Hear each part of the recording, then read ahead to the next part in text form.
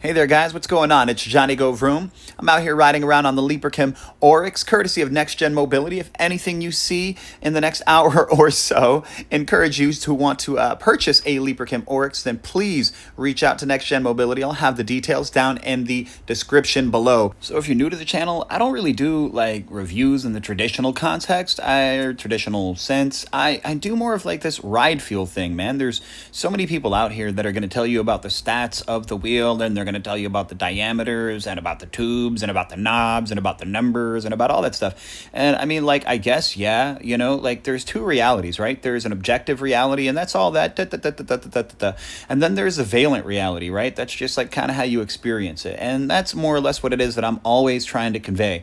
I'm always trying to convey the way that a wheel might make me feel, the way that it's experienced next to other wheels that I've experienced, whether that experience is something worth adding or not, depending on what other wheels that you might have. I mean, to be honest, like any wheel is going to be amazing in the absence of another wheel.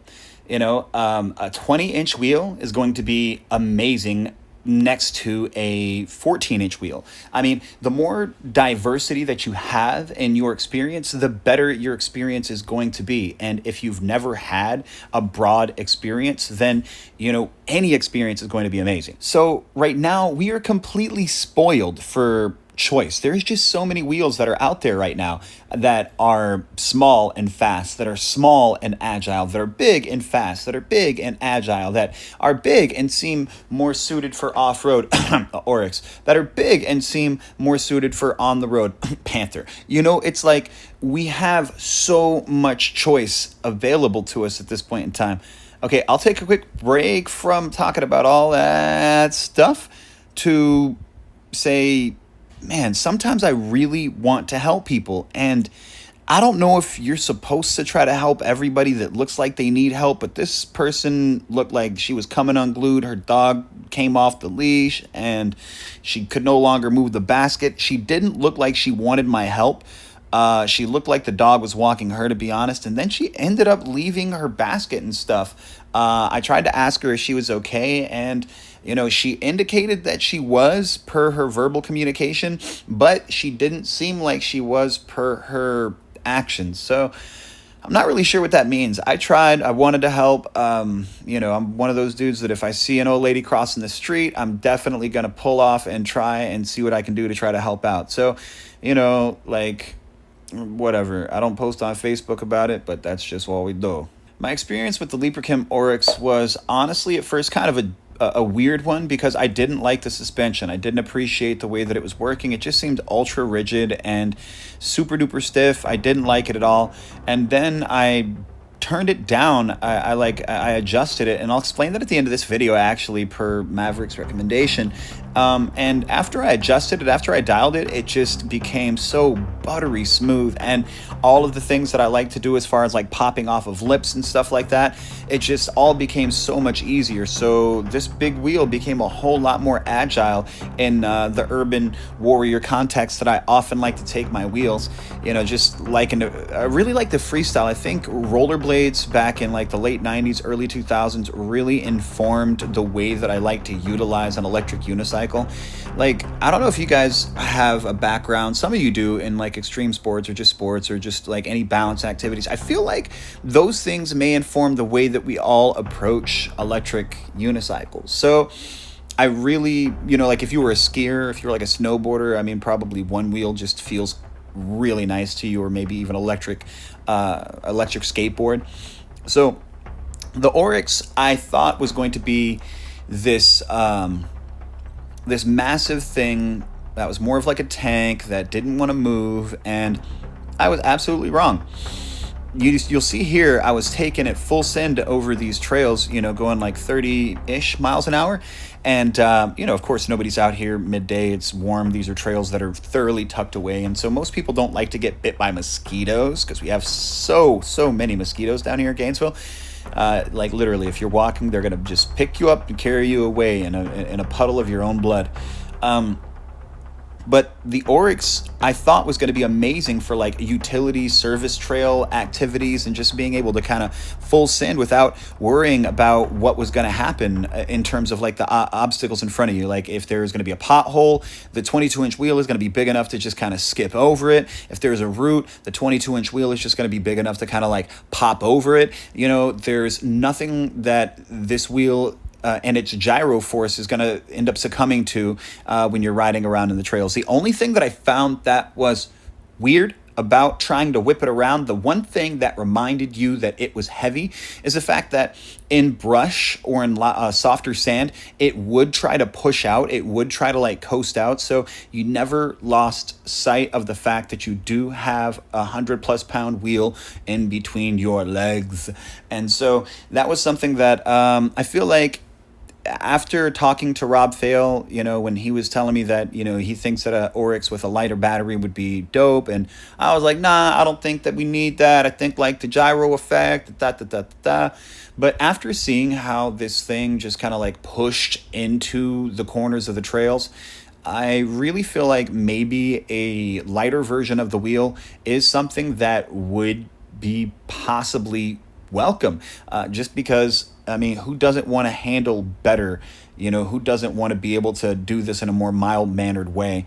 Now, that guy kind of creeped me out. I'm not going to lie. He looked like a serial killer. Like, he looked like he had got done burying somebody's body out here. And I'm not going to BS you. I literally started smelling the air to see if I could, like, smell something off or something weird.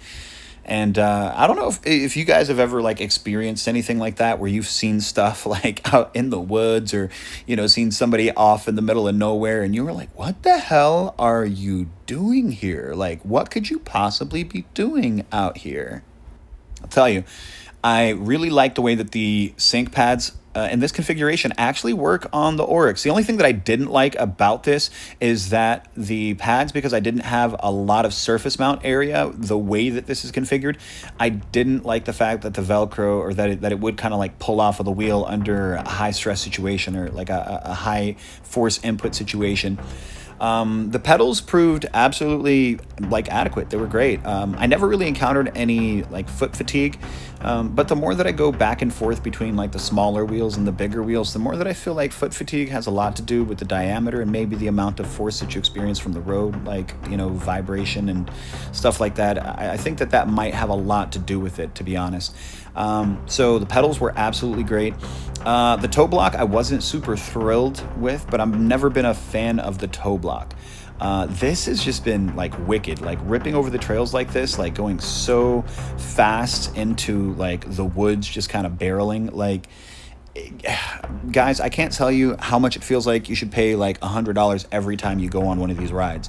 It's like one of those rentals when you go down to the beach, or you go to like a mountain community and they have like, you know, different local vehicles that you can try to ride around.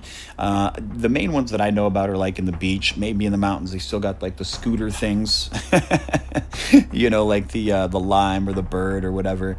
But it's just so dope to be able to like know that you're not going to lose it. Like even in the soft sugar sand, going straight, you're just not going to lose it on this wheel, because it's gonna keep on going forward. As long as you don't do anything ridiculous, like lean too far forward or lean too hard in one direction or the other, it's going to keep on moving forward. You're never going to have a problem with it. We've seen a lot of the space race happening right now as far as the speeds being pushed. We just saw that Max, one of the dudes that's over there in China riding, doing the testing for the P6. He got a hold of, I think, a Commander Max is what I saw. Could be wrong, but a Commander Max, ironically, Max riding a Max, was able to knock out like 1.8 something seconds on that wheel on his 0 to 30, and then not 20 minutes later he knocked out a 1.51. Guys, I can't tell you how fast that is. That is absolutely absurd. I'm deeply impressed. Hats off to him. And then Nikita in Russia is pushing this speed barrier to the nth power on the SVs. He's got a SV 168, I think is what it is right now, and it is recently been configured with a new wired motor. So they rewired the motor, and now he's been able to get like over 80 miles an hour, like 83, 84 miles an hour on this electric unicycle verified GPS, which is just insanity, guys. So it's funny because I feel like I don't feel like I called it. Like I didn't think it was going to be this aggressive, but when I said that there was going to be like this Icarus effect, believe you me, the Icarus effect has been in full swing. And there's been a friendly Cold War going between every single person on every single continent trying to see if they can push it the hardest, the fastest, the farthest. I feel like Russia and the United States are really trying to go the hardest, but you have the American riders over there in China, like going hard on the short burst speed. And it's really exciting if you think about it in like an X Games kind of Olympics kind of way. I mean, it's kind of organically forming itself this way. I mean, nobody was like, all right, guys, here's what we're all going to start doing, like back to back to back. But it seems like it's something that is just organically being birthed, this like push for the speed, further, faster, further, faster, faster, faster, faster, quicker, quicker, quicker. And to be here on the front lines, to like see that happening in real time is just something to, oh, there we go. See, this is like all sugar sand. And normally I'd, have a harder time moving at this speed, but there was no hard time moving at this speed at all in this situation. So, the previous king of the 0 to 30 was Roger Hajali with his 1.91, and then Max beat that. Show Scott was pretty close with 1.95 on the race with no special padding or configurations, and then Max just full sending with a really unique setup. He had Grizzly Sync in the back and Grizzly Flow in the front, and I think that's kind of a really cool thing to have, in Grizzly's pocket at least, to see that, your pads were part of history being made. I mean, I know that there's a lot of different people out there trying to push to the moon, but just to see that, I love Grizzly. I love what they do. I love all of the things that they try to innovate on. I feel like they latch on to projects that are genuinely worthwhile, and I just can't speak enough about them. So I just love seeing them being a part of like these things. They don't talk about a lot of crazy things. They don't, put themselves in the middle of a lot of controversy. They don't talk down about other brands. They just keep their head down and work hard. And I think that speaks volumes of Grizzly. And, by virtue of their character, other brands just kind of get to make themselves look the way that they look when being inflammatory. I love seeing Chris Clark working on his new pads and just trying to put those out there. Recently blocked a couple of people, and I'm weird that way, guys. I'm a little emotional, kind of. I told you I'm depressed and stuff. I deal with these things, and so I'm kind of reactive about certain things when it comes to my friends, and with honor and with dignity and stuff like that. And when you don't know, then you're ignorant, and that's okay. But when you do know and you're willful, then that's different.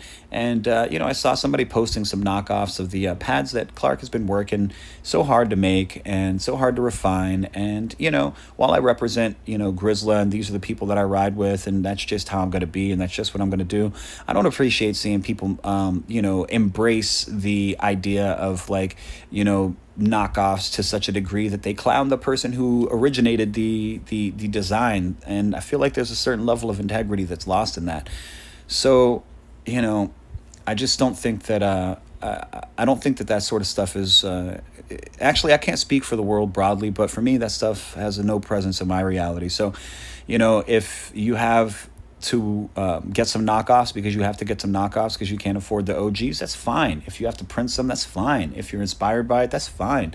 But if you're gonna knock them off and then take jabs at the people who created them, like there's some kind of honor in doing so, I'm just not going to follow you anymore. And I'm actually not going to put any names out there or anything like that. I just I feel like it's good to be respectful. It's good to have dignity. It's good to have honor, especially in the world today, there's nobody that is being respectful. No, I mean, not to be up on a soapbox, but literally, guys, you got to be a standard when the world has lost its way. You have got to be a standard. I mean, I'm not talking about like in a political sense or anything like that. That is the farthest from what I'm talking about. But I'm just talking about like, like for instance, I'm a personal trainer, right? So in my community, I am like a fitness nutrition guy. I try to be the standard. I get to bed on time, which means I miss a lot of fun things.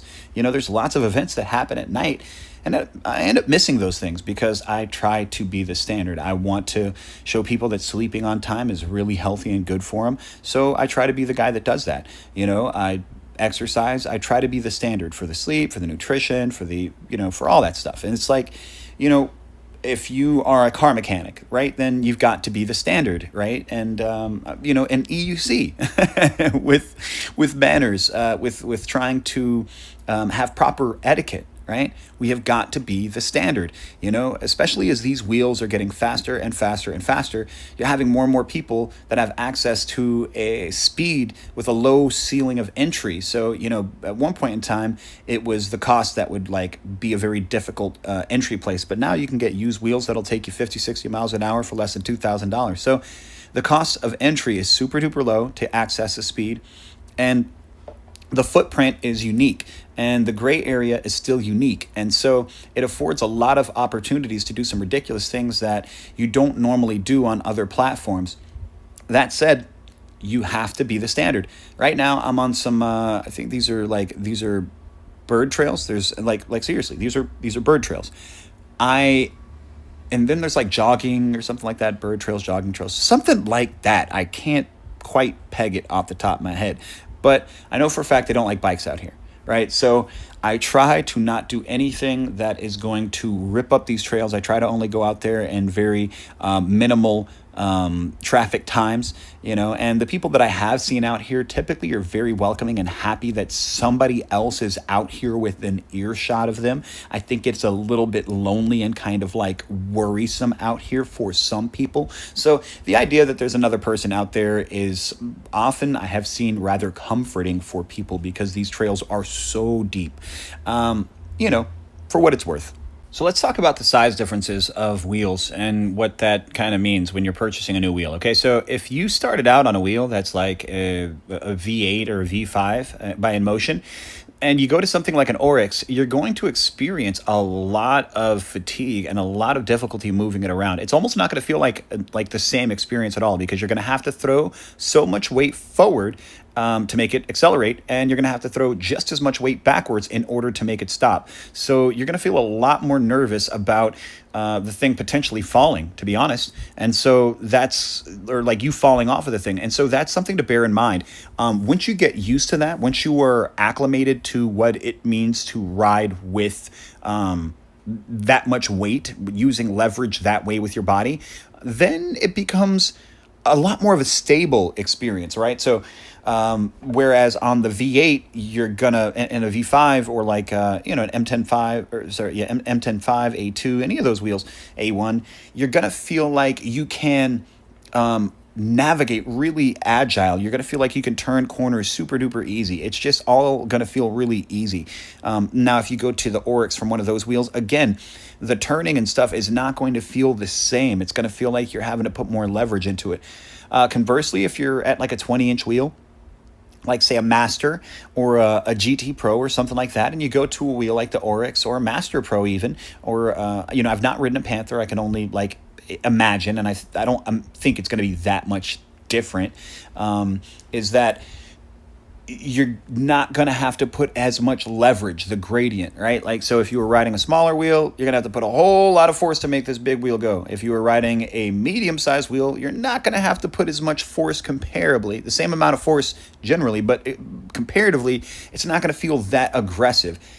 I say that because when I'm switching back and forth between these different wheels of these different diameters, it is noticeable. It's dramatic. It is noticeable, the weight difference and what you have to do in order to make them go. Now, that is not a volatile nor bad thing. I rather enjoy it. That is how I get my fix. This is like my drug, right? Like, this is how I get around. This is how I relax. This is my therapy. This is partly how I exercise. This is partly how I condition. This like takes care of all the extra calories, right? Like, so keeping all that in mind, I really like it to be as diverse and exciting as possible. And to do that, I find a stable of wheels of different diameters and different capabilities, different ranges really helps me to get the most out of my experience. Some days I really like that agile small wheel thing where I like to pop off of lips, curbs, and stuff like that. And, might want to do some 180s here and there and, be way more able around pedestrians. The small wheels are absolutely amazing for that. Back to this, riding on this trail in particular, I just wanted to bring it to your attention because these were some segments that I would normally go a little bit more slow and a little bit more cautious. And I just was like, okay, here we go, full send. And I just kind of like went for it and just let it happen. And I did so fully putting faith in the wheel that it would A, not cut out, and then B, it would handle it as a result of all the differential stuff in on the path, on the way there, like the rocks, the roots, and again the like little potholes and the incidental cushiony sand. And then there were certain parts of the trail that are kind of eroded, so you get some really weird mixed stuff happening here. And just full send, full tilt. The Oryx just feels super duper capable. You don't feel like anything bad is going to happen. This literally feels like what the Oryx was designed for. Highly recommend. 10 out of 10. Fire trail wheel, absolutely amazing. I didn't see anybody on the traffic in the road here, so I wanted to kind of open it up and explore and have a little bit of fun. So the seated riding on the Oryx is an absolute blast. The Speedo is still plenty visible when you're seated, which is something that is not always, you can't take that for granted. It's not the same on every single wheel. A lot of the wheels, for some reason, when you sit down, you can end up covering up the Speedo, and, in doing that, it just kind of feels pointless. This is a scenic road here in Gainesville. It's called the Millhopper Road. There's this feature in Gainesville called the Devil's Millhopper, and that's off of this road. So this is like one of those scenic roads that everybody's like, encouraged to drive and check out just because of how beautiful it is. I was fortunate, again, that there was really nobody out here, and I was able to have a little bit of fun. I tried to keep myself into the bike lane, relegated there as much as possible, but I did notice that there was a lot of debris, weird stuff in the bike lane, which that's something that you hear a lot of people talk about often, how dangerous the bike lanes are because of debris and, the stuff that gets pushed to the side.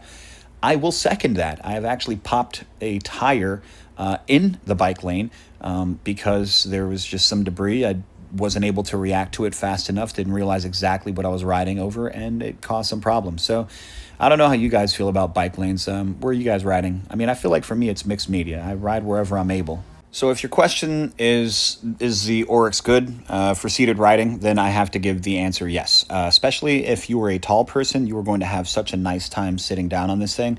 So if you're into EUCs for the idea of the long-range cruise, then this is definitely something which may work out really well for you. You're in luck. I don't think that this is meant to be a speed demon wheel. I do think it's capable of speed demon speeds. I think anything over 40 miles an hour is speed demon speeds. But this wheel, I would trust myself comfortably up to about 65 miles an hour, with everything updated, the capacitors and all that. But I don't think that that's where this wheel is meant to thrive. I feel like this wheel is meant to be an overlander adventure wheel, kind of like a Land Rover. It's not a Maserati. It's not a Ferrari. It's kind of like a Land Rover and, like a Hummer. And I think we needed that inside of the EUC space. We needed a big wheel that was like, hey guys, I'm a trail wheel. I can do this. I can be off-road comfortably and manage myself. And, you're not scared to go through, water. You're not scared to, not deep water. You're not trying to like forge your way through the water like you're tying some oxen or something like that. But you're not scared of going through a little bit of water, some ankle deep stuff up to the axle or whatever. I mean, it just makes you feel confident. You feel like you're on a utility vehicle. And I think that that is a nice, reassuring sensation, especially if you're an adventurous sort. It's capable of, fast charging, and to me, I wouldn't really be fast charging it like crazy because that's going to shorten your battery life. I don't think there's any point in that, guys. Like, I know a lot of people are out here and they just bypass things and they want to charge and they want to charge and they want to charge. And honestly, man, I mean, more power to you. Me personally, I don't I don't want to shorten the lifespan of my wheel unless I absolutely have to. So, most of the times I'm really trying to charge my wheels at the bare minimum of what it is that I can safely charge without tripping my charger, particularly on the smart chargers that I have. I don't use those to fast charge wheels unless I am under duress. And if I'm under duress, like if I have to go somewhere real quick that's really far and I didn't, slow charge a wheel, in that instance, then I might charge it at like, a tops 8-10 amps or something like that. I just don't see the use case scenario on a everyday purpose, right? Now, if I was to take the Master Pro or the Oryx down to St. Augustine or something like that on like a, 180, 200 mile, sort of trip, then, I may fast charge it, in order to make sure that I made the most of my time, made the most of my day. But I don't feel like that's something that we need to be doing all the time. I mean, I don't know, guys. What are your thoughts? Do you feel like fast charging is worth it for what it does to the battery life? Anytime I see a police officer like what I just saw, I always get nervous. I always wonder. I'm like, are you going to turn around? Are you going to come get me? And fortunately, that's never the case. I'm always pretty well respectful. I try to set an example more often than not when I'm in traffic. Trying to be polite, trying to be courteous. One of the very few times here that we actually get the light. It's baffling. I don't know how that happened. Super duper fortunate. The Oryx makes me feel very confident when I'm trying to navigate in traffic and around cars. You just feel robust. You feel tough. You feel strong. You feel able. You don't feel like you are... I say that because, the rocket is capable of great speed. Very, very, very fast wheel. But the size of it makes it a little bit unnerving. It's certainly quick. Roger Hajali has proven that. And anybody that's ridden a rocket will tell you that it's absolutely quick. But it doesn't make you feel secure, comfy, when you're riding with traffic. You don't feel like you have that immense battery overhead to handle aggressive power maneuvers. And I'm just not one to try and push the limits of that stuff. I personally do not want to F around and find out and end up on the concrete, end up on the asphalt. I don't have the get out of jail free cards for that, guys. Oh yeah, we're trying to let people by. That's how we do it. We try to be respectful. I really feel like, again, we got to be the change. We got to be the people that we want to see, and that means in every facet. So this is a common trail that I like to take on the Oryx. Took that turn a little bit hot, but I had a lot of confidence in the Oryx. There's a lot of roots here. These roots are aggressive. They would normally beat up and shatter a rim right there, skipping, going. But on the Oryx, I was just able to punch it, and there was no problem at all. It was like riding on a roller coaster. A little bit, it was scary, but it just worked out super well. And, I can't tell you how empowering, a little run like this feels when you're on a wheel that is this big, and that wide knobby tire just makes you feel like, the world is your oyster as far as exploration. I took the wheel to UF after I had a small talk with Rob Fail. Oh, right here I'm talking to this gentleman about the dog Blue. I don't know if you guys are familiar with Blue. He is a pit bull, I believe, out of St. Peter, Tampa, and that pit bull rides one wheels. And in honor of Blue, I wanted to try to see if I could express my balance here. And I was able to get a little bit of that one-footed action going. Admittingly, it's not something that I constantly try to work at. It's not something that I've ever like thought was like super duper cool. But because everybody's doing it, I now feel like I have to be able to do this competently. So I'm working on my one-footed riding. Any tips that you guys have, I'm always happy to hear. So leave them down in the comments below and I'll read them and see if I can apply it to what I do. Right there, the toe block came undone. But to be fair, I had never actually locked in the toe block. So for it to come undone, you know, what are you going to do? I tightened it, didn't have any more issues after that. On campus, the university here that I'm on, the speed limit is 20 miles an hour. Having a bigger diameter wheel, it's very easy to accidentally, there you saw an example of that wonderful pop that I get from the new suspension configuration. Stay tuned to the end of the video and you'll see what I mean by that new suspension configuration. But with a wheel this big, it's really, really easy to end up going way faster than 20 miles an hour. So that was something that I constantly had to monitor while I was on the UF campus. The seat that I have here is the Badoo seat. It was given with the wheel for demo from Next Gen Mobility. Shout out Next Gen Mobility. It was given from them. And I think that it fits the utilitarian design. Again, trying to get out of everybody's way. It fits the utilitarian design, but if I was going to purchase the Oryx, I would have to reach out to EUC Crazy so I could get myself one of his deluxe, personally handcrafted leather seats. Again, making way on the sidewalk there. One of his deluxe handcrafted seats. Around campus, there's a couple of trails which stand out to me, and this is another one of those trails. They're typically one-off trails that go one direction or have very limited scope of exploration, kind of like a linear video game as opposed to an open world video game on a traditional trail network. But this one, I'm trying to send full going uphill. So I'm trying to move as hard as I can. And there, I mentioned earlier that a lack of surface coverage for the way that I had the pads mounted was giving me a little bit of an issue. And there it was exemplified when the pad came off of the wheel during perpetual torque going uphill. So in this situation, I would have been able to move a lot quicker. The Oryx is not at full power if I had a little bit more leverage in front there. As I didn't want to get my body completely in front of the wheel by virtue of the terrain that I was traveling, knowing that I could have potentially torqued the wheel up to spin out the leaves. And so I could have face planted in that instance, and nobody likes that. Again, a wonderful instance of that delicious pop that we now have from the Oryx. Something else I was hunting for on campus was stairs. I was reluctant at first to approach urban obstacles because we all heard about the capacitor scare. I mean, I know you guys did. If you've been following the Oryx and you heard about the capacitor scare, always being nice to everybody. That's what we got to do. Be the change, guys. Seriously, I mean, it's, it costs nothing to be kind. Smiles are priceless. Kindness is free. It's a great investment, guys. At any turn, kindness is always a great investment.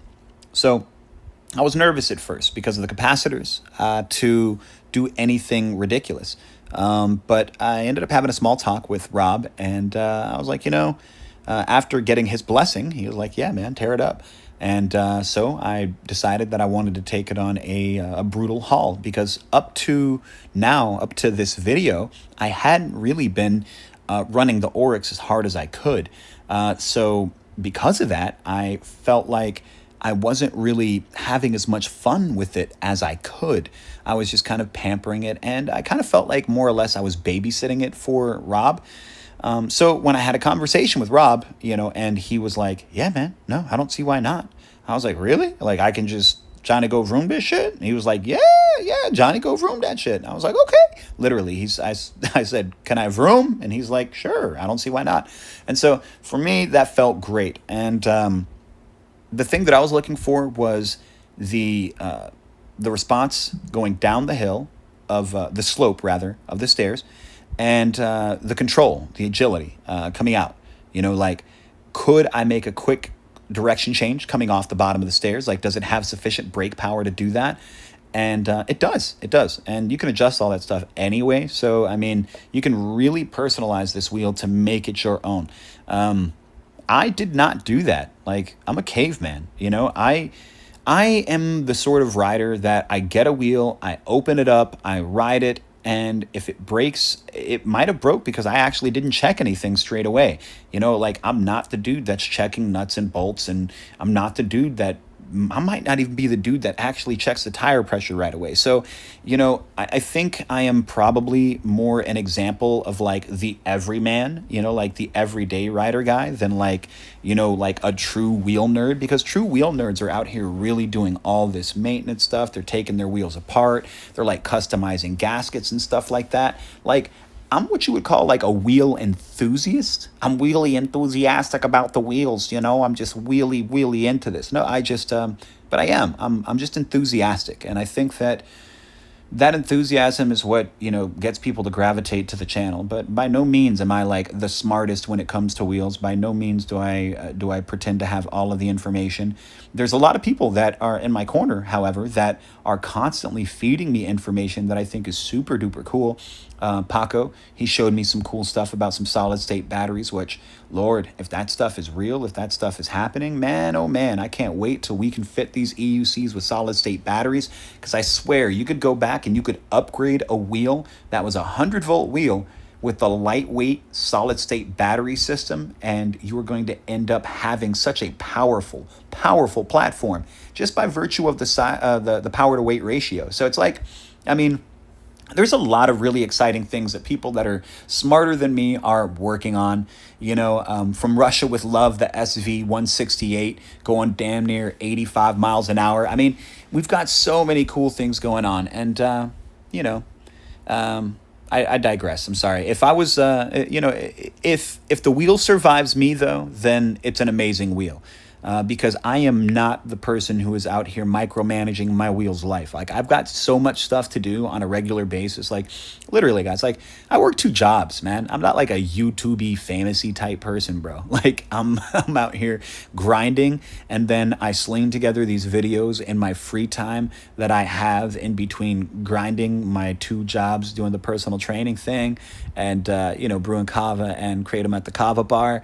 And then, you know, then I do this, and I love it. I absolutely do. But because of that, I don't have the time, man. I don't have the time to sit here and be tearing these wheels apart left and right. So, you know, I try to leave that stuff to people who are better suited for it, man. I mean, you know, TEP rides like Roger Chapman. I'm not Roger Chapman, sorry. Roger Hajali, you know, the dude Matt Burke.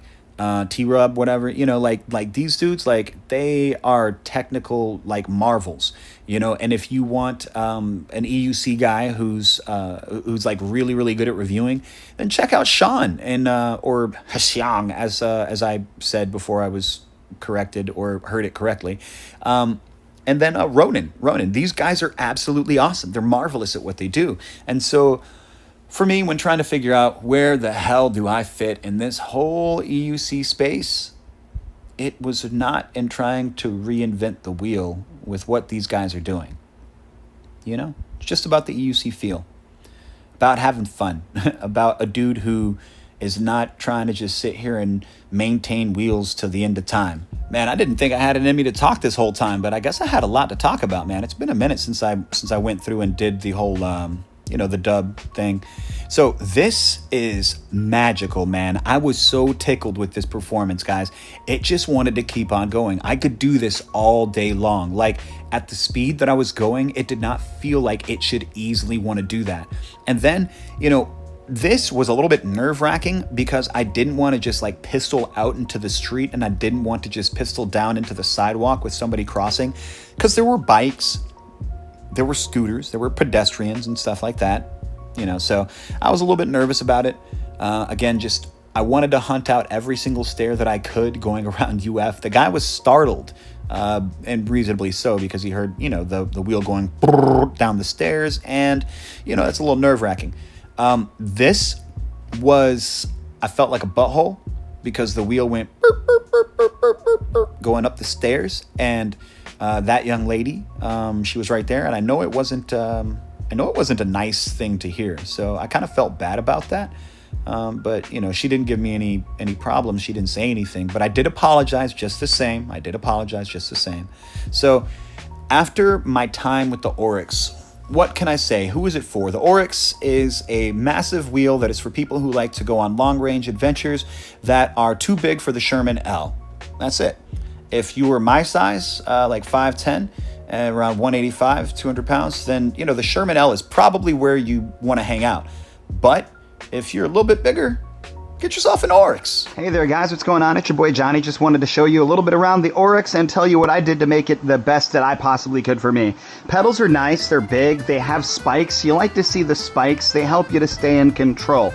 You have this interesting toe block here. The toe block, it can go down. It can go up to fit your little footsie however you want it to fit your little footsie. That makes it and a cinch out of the box, actually, in order to kind of get going. You don't need the pads necessarily right away, coming directly right out of the box. But if you do end up getting some pads, I recommend something that is modular, something that's not just a single piece, something that has 2 pieces, maybe 3 pieces, maybe 4 pieces. So in this instance, we have the Grizzla sync pads, right? I love these things, but this is not how it's meant to look, but I think it kind of looks cool. It gives it something of a ram kind of look about it. Up front, you'll notice that we have this red light here. This thing is not going to be how it comes in the production version. We don't like to see the red lights on the front of our lights, you know, in the front of our lighting, default lighting schemes. It's just not a good look. All right, then we're going to go ahead, bring it up here. We're going to turn this puppy on. We've got an awesome little display here. The display is clearly visible in daytime. There's no flickering or anything like that, even when you have the camera rolling on it. And that was a nice neighbor. You got your buttons here to go through all of your options. There's better videos and people that'll give you a better tutorial than I will about that, but you've got buttons. And see, I didn't know that that would happen. We're going to undo that one now. Oh, it's back up. Okay, so let's go ahead and pop this off. All right, this seat doesn't come with it. The seat's kind of comfortable. It's passable. I would visit EUC Crazy to get something better. The trolley handle, I haven't moved it. Don't know how it moves. Like I said, haven't moved it. Don't know how it moves. Into the meat and potatoes of what it is that you guys need to see here. Okay, we've got some suspension knobs down in here, and I don't know if you can see them or not, but inside of these suspension knobs you've got room for kind of a little screwdriver there, a little flathead screwdriver on both sides. And when I got the wheel, it was turned all the way to the left, and that made it so stiff and so god-awful horrible of an experience for me. I turned it all the way to the right, and now I've got this magical awesome Leaperkim suspension. So I'm deeply impressed with the Oryx. I love the build quality. Absolutely an amazing wheel here. Thing I don't like, only thing that I don't like, is the fact that this little notch right here, it actually hits my knees, guys. It hits my knees right here. Right here. I got a little ooh, ow, down there. So, just so you know. But I've been loving my time with the Oryx, and yeah, that's how you adjust the suspension, guys, the suspension, okay? Go in there, turn it all the way right, turn it all the way left, do whatever it is that you need to do to make it feel how you want to do. I always keep that down because I never want to lay it on its side.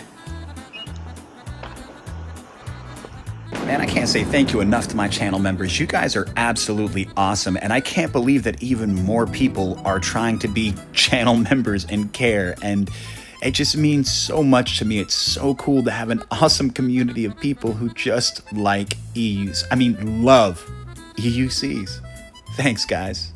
You're the best, literally.